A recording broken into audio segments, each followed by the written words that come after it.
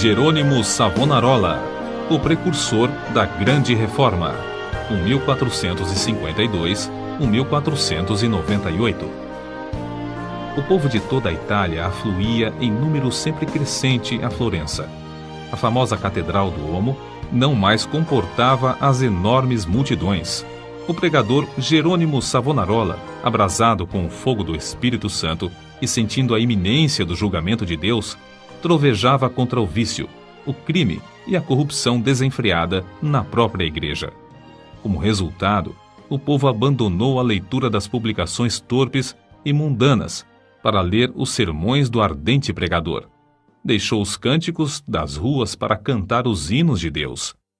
Em Florença, as crianças fizeram procissões, coletando as máscaras carnavalescas, os livros obscenos e todos os objetos supérfluos que serviam à vaidade. Com isso, formaram em praça pública uma pirâmide de 20 metros de altura e atearam-lhe fogo. Enquanto o monte ardia, o povo cantava hinos e os sinos da cidade dobravam em sinal de vitória.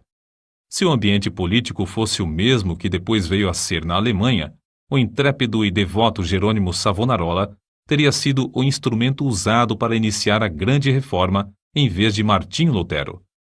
Apesar de tudo, Savonarola tornou-se um dos ousados e fiéis arautos que conduziram o povo à fonte pura e às verdades apostólicas registradas nas Sagradas Escrituras. Jerônimo era o terceiro dos 7 filhos da família. Nasceu de pais cultos e mundanos, mas de grande influência. Seu avô paterno era um famoso médico na corte do Duque de Ferrara, e os pais de Jerônimo planejavam que o filho ocupasse o lugar do avô. No colégio, era aluno esmerado, mas os estudos da filosofia de Platão e de Aristóteles deixaram-lhe a alma sequiosa. Foram, sem dúvida, os escritos de Tomás de Aquino que mais o influenciaram, a não ser as próprias escrituras, a entregar inteiramente o coração e a vida a Deus. Quando ainda menino, tinha o costume de orar, e ao crescer, o seu ardor em orar e jejuar aumentou. Passava horas seguidas em oração. A decadência da igreja, cheia de toda a qualidade de vício e pecado, e ainda o luxo e a ostentação dos ricos, em contraste com a profunda pobreza dos pobres, magoavam-lhe o coração. Passava muito tempo sozinho nos campos e à beira do rio Pó, em contemplação perante Deus, ora cantando, ora chorando, conforme os sentimentos que lhe ardiam no peito. Quando ainda jovem, Deus começou a falar-lhe em visões. A oração era a sua grande consolação. Os degraus do altar, onde se prostrava horas a fio, ficavam repetidamente molhados de suas lágrimas. Houve um tempo em que Jerônimo começou a namorar certa moça florentina. Mas quando ela mostrou quanto era desprezível que um membro de sua orgulhosa família Strozzi pudesse se unir a um Savonarola, Jerônimo abandonou para sempre a ideia de casar-se. Voltou a orar com crescente ardor.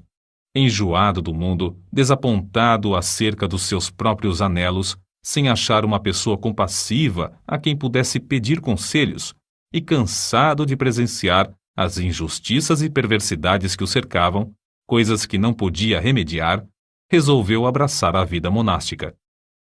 Ao apresentar-se no convento, não pediu o privilégio de se tornar monge, mas rogou que o aceitassem para fazer os serviços mais vis, da cozinha, da horta e do mosteiro. Na vida do claustro, Savonarola passava ainda mais tempo em oração, jejum e contemplação perante Deus. Sobrepujava todos os outros monges em humildade, sinceridade e obediência, sendo apontado para lecionar filosofia, atividade que exerceu até sair do convento. Depois de passar 7 anos no mosteiro de Bolonha, Jerônimo foi para o convento de São Marcos em Florença.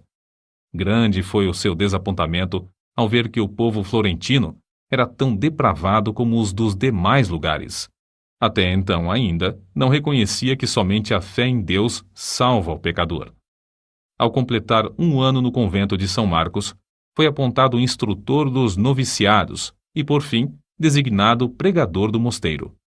Apesar de ter ao seu dispor uma excelente biblioteca, Savonarola utilizava-se mais e mais da Bíblia como seu livro de instrução.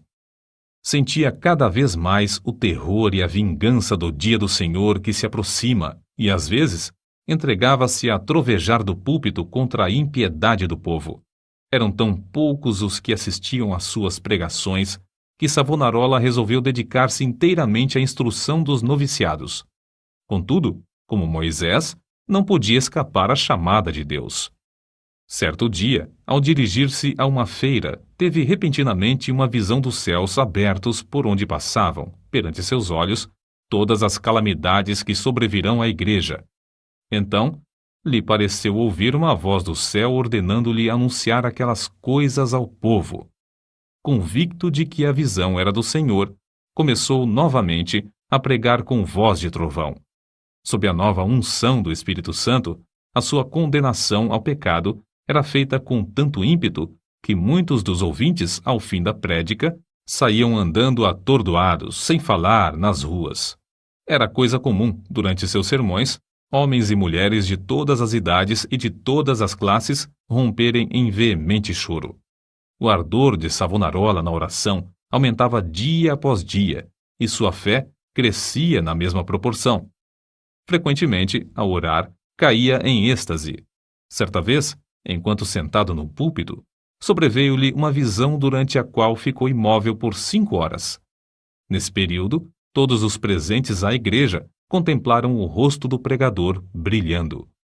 Em toda a parte onde Savonarola ministrava, seus sermões contra o pecado produziam profundo terror.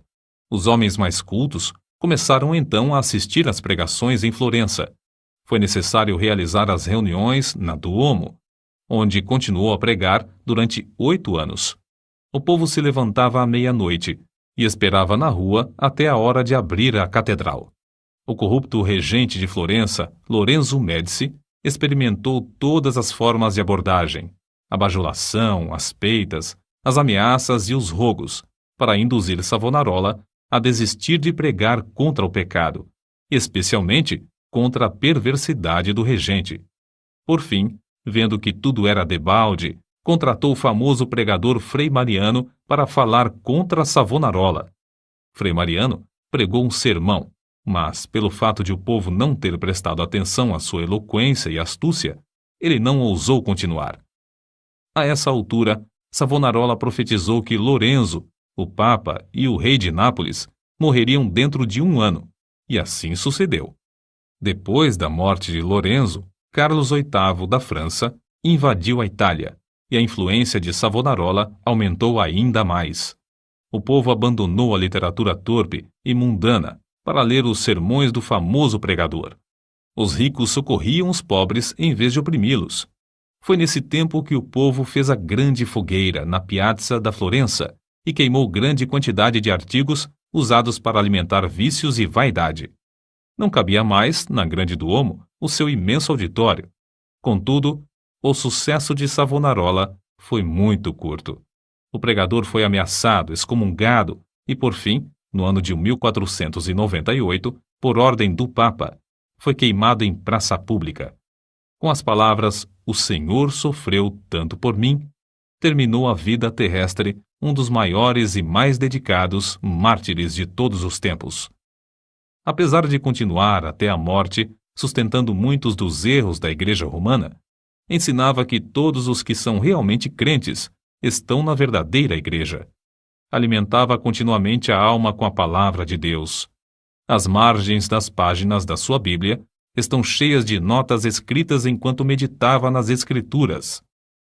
Conhecia uma grande parte da Bíblia de cor e podia abrir o livro instantaneamente e achar qualquer texto. Passava noites inteiras em oração e recebia revelações, quando em êxtase ou por meio de visões. Seus livros sobre a humildade, a oração, o amor e outros temas continuam a exercer grande influência sobre os homens. Destruíram o corpo desse precursor da grande reforma, mas não puderam apagar as verdades que Deus, por seu intermédio, gravou no coração do povo.